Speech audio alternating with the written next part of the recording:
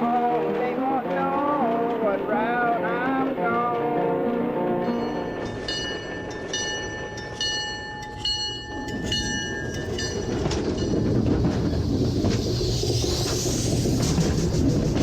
251 to Trainman, Rick. People ask me that a lot. What was my prior railroad experience? Trainman Rick here. Okay, Rick, we're clear to go south. Pull the pin, please. The answer is my Lionel trains when I was a kid. Pulling pin right now.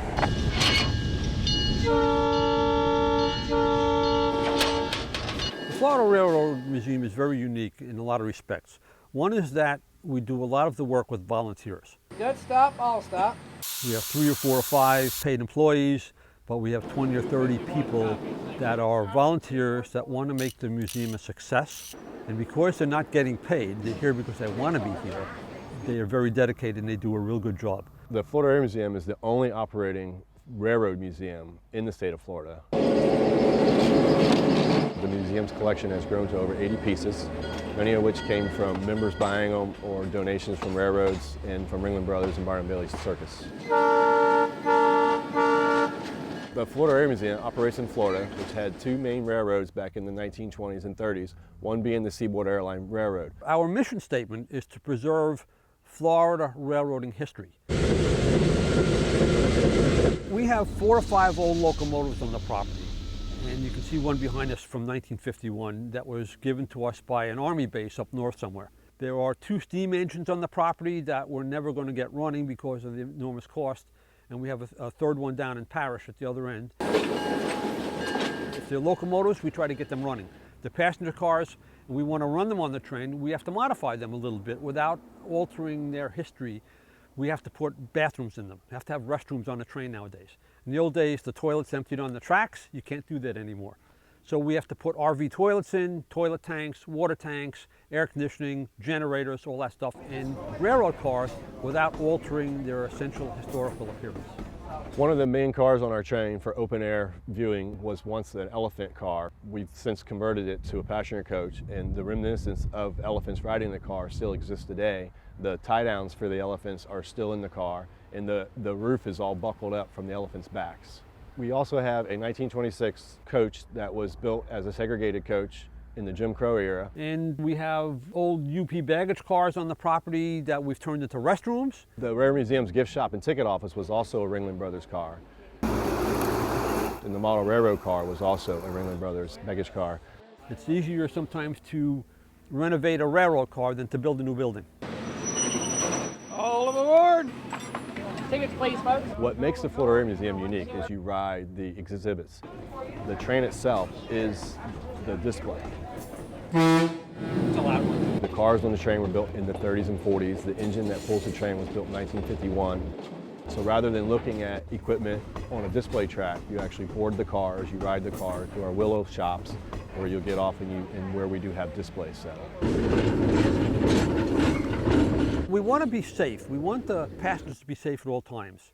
So that the track is inspected every week from one end to the other to make sure there's no defects in the track.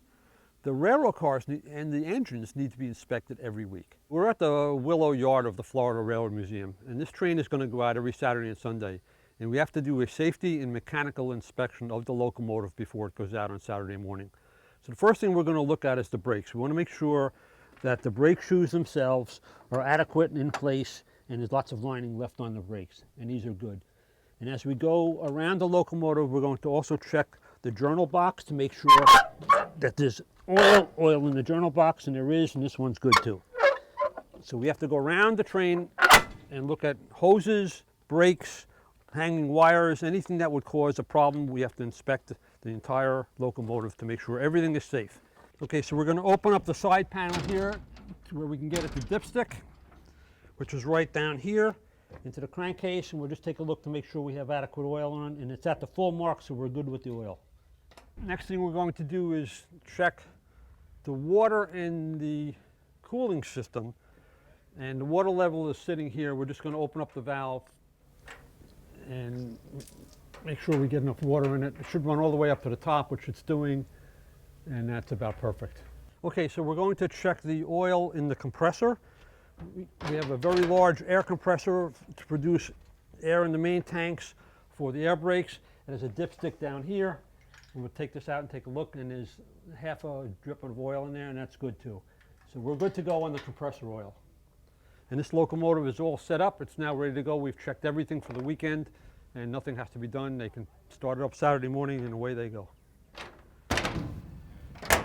We work on cars on the insides, on the outsides, to get them in operational mode for the Railroad Museum. The first thing we do is put in power systems.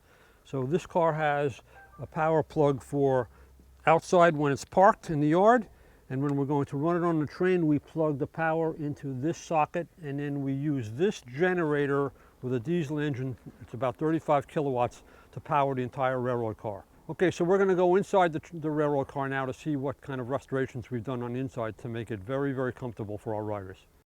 So this railroad car we use for our weekend trips. It's air conditioned. People like the air conditioned cars. We have tables that we've installed in here because we run this car on our murder mystery trains in February and March. The upholstery, most of it is original. It's been restored. We've had to change some windows out. Some of the windows were bad. We've fixed the Venetian blinds and put in more lights, the more modern lights, and of course the air conditioning is in here as well. So this car is now up to standards. It's very comfortable, rides nice, and it's one of our favorites. People come down here for the murder mystery and other train events. This is the favorite car. People want to be on this car. We have a snack bar here with a cooler that's always on, and we sell Coke products and snacks on the train. We're standing on a railroad car called a gondola. This was originally used to haul rock or coal or whatever, and we have changed this into a passenger car by installing a floor.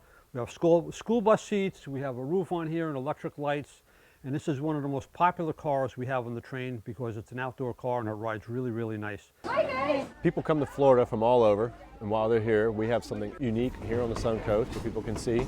You get to ride a train, you get to ride the historic displays that we operate every weekend. Some of our cars date back to the 30s and 40s, even the 20s. It's not something you can find in every city, so it's an option for people to do while they're in the area. So our brakes, air brakes for the entire train. So if I want to stop the train, I have to put air in. Our weekend trains are a great train ride. It's about 35 minutes one way up to the museum here. You get off the train, you look in the museum and look at all the great things we have, then you'll ride the train back to Parrish. All aboard! Perfect! It's a great opportunity for kids, and we have lots of events during the year for kids. We have our Christmas trains, our Easter trains, our pumpkin patch trains. We have the cowboys holding up the train. We have the World War II reenactments.